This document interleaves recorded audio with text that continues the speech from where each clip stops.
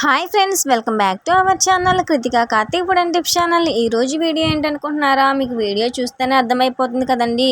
Tutti fruttis అండి. మన normal tutti fruttis అయితే పపాయాతో చేస్తాము. అలా కాకుండా మనం వాటర్ మెలన్ తెచ్చుకుంటాం కదండి. పుచ్చకాయ తెచ్చుకున్నప్పుడు పుచ్చకాయ తినేసిన తర్వాత ఇలా గ్రీన్ తొక్క ఉంటుంది కదండి, అది వేస్ట్గా ఎందుకు పడేయడం అండి. ఇలా చక్కగా టూటీ ఫ్రూటీస్ చేసేసుకుంటే ఇంట్లోనే ఐస్ క్రీమ్ కానీ ఏదైనా నార్మల్గానే తినేసేయచ్చండి. టేస్ట్ అయితే భలే అనిపిస్తుంది. మనం పుచ్చకాయని తినేస్తాం కదా, తినేసిన తర్వాత వెనకాల తొక్క ఉంటుంది కదా, ఆ తొక్క పైన చెక్కు తీసేసి ఇలా వీడియోలో చూపిస్తున్న విధంగా చిన్న చిన్న ముక్కలుగా అయితే కట్ చేసుకోండి. గ్రీన్ మాత్రం ఉండకుండా చూసుకోండి, అలాగే రెడ్ కూడా లేకుండా చూసుకొని ఓన్లీ వైట్ పార్ట్ మాత్రమే తీసుకోవాలండి. మనం ఈ వీడియోలో చూపిస్తున్న విధంగా చక్కగా చెక్ అనేది తీసుకొని ఇలా చిన్న చిన్న ముక్కలుగా అయితే కట్ చేసుకోవాలండి. మనం ఎంత చిన్నగా అయితే పీసెస్ కట్ చేసుకుంటామో అంత బాగుంటుందండి. ఎందుకంటే ఉడికేటప్పుడు కానీ మనం పాకంలో వేసినప్పుడు ఆ స్వీట్నెస్ కానీ అబ్జర్వ్ చేయడం అంతా సూపర్ అంటే సూపర్ పర్ఫెక్ట్గా వస్తుంది.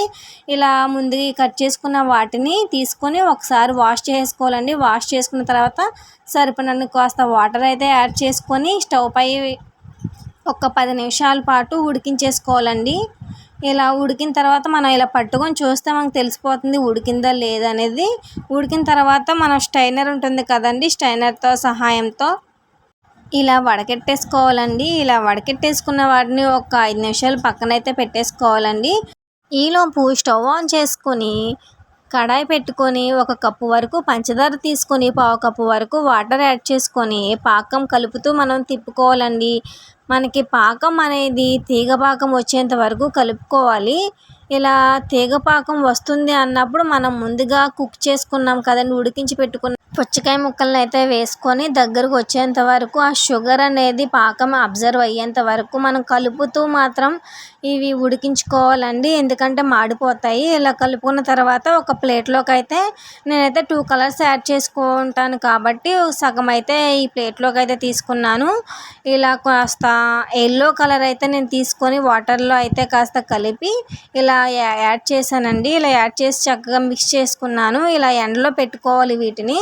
తర్వాత నేనైతే రెడ్ కలర్ని కూడా తీసుకున్నాను. ఈ 2 ఫుడ్ కలర్స్ అండి, మనం బిర్యానీ కానీ స్వీట్ కానీ చేసుకునేటప్పుడు యూస్ చేసే కలర్స్. ఇవి చక్కగా 2 డేస్ ఎండలో పెట్టేస్తే మనకి చక్కగా టూటీ ఫ్రూటీ రెడీ. ఈ వీడియో నచ్చితే లైక్ చేయండి, షేర్ చేయండి, కామెంట్ చేయండి.